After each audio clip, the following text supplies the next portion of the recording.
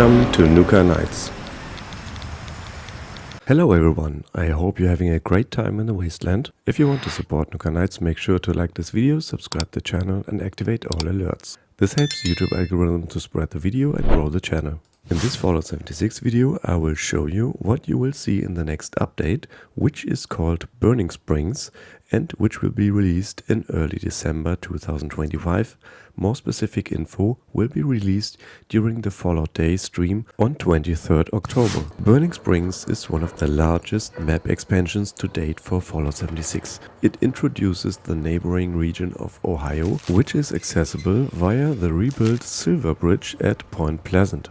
Here you will experience a new area featuring a desert, deathclaws and raiders, which was inspired by Fallout 3 and New Vegas. There are more than 20 locations, making the map expansion comparable in size to regions like Skyline Valley or Savage Divide. Burning Springs will launch alongside the new Season 2 of the Fallout series on Prime Video and share some similarities. An important new city is Highway Town, which serves as a social hub through the last resort where players can accept bounty missions, form teams and organize hunts together. The hub can be compared to Diamond City in Fallout 4, but with a multiplayer context.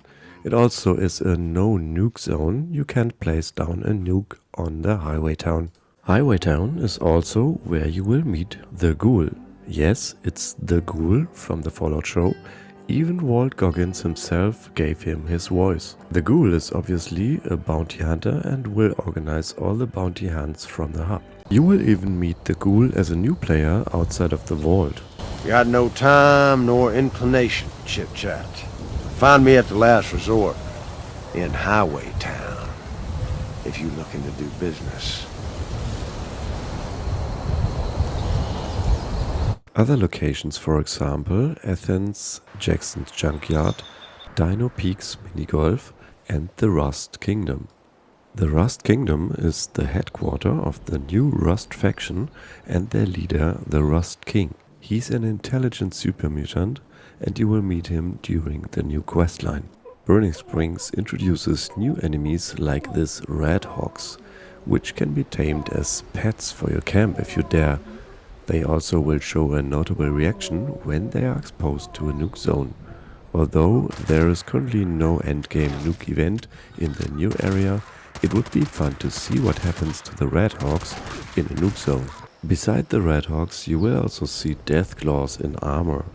Those are trained by the Rust faction for combat and for the arena. The new Burning Springs questline is filled with new characters and brings you to a lot of new locations in the new area.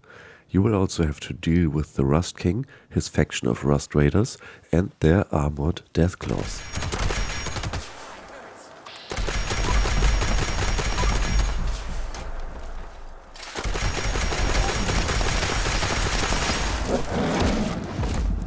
Let's get back to the Ghoul and his bounty hunt.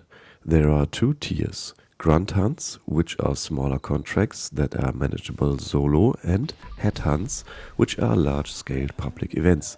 Headhunts are more challenging and offer better rewards, but only one headhunt can be active per server at a time, while grunt hunts are unlimited. With a wide variety of enemy gangs of raiders, musicians, clowns or even grannies, each mission feels distinct. Even the Ghoul Revolver is one of the new unique rewards. I'm already curious about that. Next are two more new public events. The first one is Sinkhole Solutions. The Sinkhole Solutions event takes place around Highway Town, which has come under attack from vicious insects. A nest has been tracked in the old lake and your mission is to activate the Stomper and wipe them out. The main challenge here is to destroy the nests and fight red scorpions, while a sandstorm rages around the players. After the last wave, players will encounter a boss, which is an ogre here. Not sure if it will always be an ogre at this point. The second event is Gearing Up. It takes place at Jackson Junkyard in the Ohio desert. You'll meet the Beastmaster, who is wearing a notable nice outfit. She will give you instructions for the event. The Rust King's deathclaws come from this place. They are trained here for combat and for the arena. Your task is to equip the deathclaw with armor and defend it from the attackers. Once you've armored the deathclaw, it's ready for a face-off against a larger deathclaw. The goal is to protect it. Better be careful with that thing. Don't let it take too much of a beating. Overall, there will be a lot of new outfits, mods, weapons and armor. Some headhunt rewards are tailored specifically for ghouls, marking the first time ghouls are explicitly supported in gameplay. And obviously, there are plans to expand this in future updates.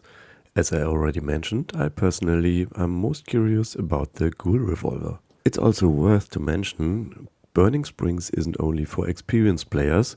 You can access it right after leaving the vault, but you should at least first be able to make your way through Point Pleasant over the bridge to be ready for Burning Springs. Next topic is fishing. In this update there will be also changes to the fishing system. There will be new fishes, new local legends, additional fishing spots and seasonal fish. Still following the motto, anywhere you can swim, you can fish. And there is a big change in another existing feature. Milepost 0 will be retiring. Yes, you heard right, there will be no more caravans in Skyline Valley. But at least Windy will make it to Highway Town. Let me quote Builder Cost about this. So we are going to be shutting down Milepost 0. We are moving over Windy to Highway Town, so you'll be able to gather a lot of stuff there. But yeah, that's pretty much it. I believe the number of raiders and the volatility around Skyline Valley has caused Milepost 0 to rethink their commitment to making caravans around the Skyline Valley area. And John Rush added, Skyline Valley has become too hostile even for the Blue Ridge Caravan company. It was actually hard to believe for me since they've even made changes to the caravans in the last updates. But I double checked and re-asked about it and it's true. We will learn more about what that means for the supplies and the vendors in an upcoming article on 2nd October when the next PTS will be available. And finally, there's no info about a new endgame, a new raid or the drifter that was data mined on the last PTS already. That's actually the only thing that's really missing in this update. I hope they will add new endgame content for Burning Springs in spring 2026. But we will see. That's all for this video. Make sure to also check out the written article on nukaknights.com. And be prepared for a lot of new data mines and info when the PTS is available after 2nd October. Thank you for watching and see you in the next one. Check out the Nuka Knights app. It's available now on Google Play Store for Android smartphones and tablets. The app contains all features you already know from the website. If you have a login already, you're ready to go. You can now access weekly new codes, current daily ops info, season progress, data mining news, latest events, build guides and other Fallout 76 news directly from this app. Get it now on Google Play. And don't worry iOS users, an iOS app is also under construction.